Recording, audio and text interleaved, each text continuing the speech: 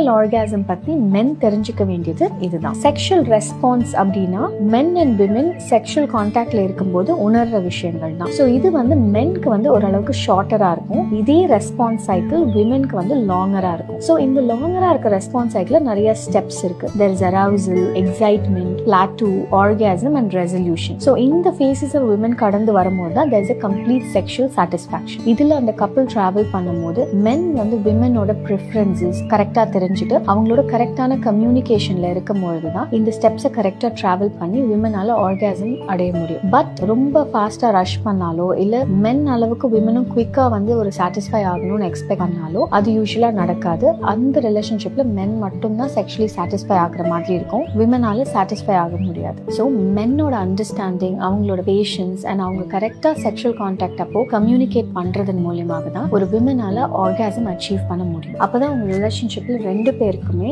ஒரு ஈக்குவலான sexual சாட்டிஸ்ஃபேக்ஷனை enjoy பண்ண முடியும்.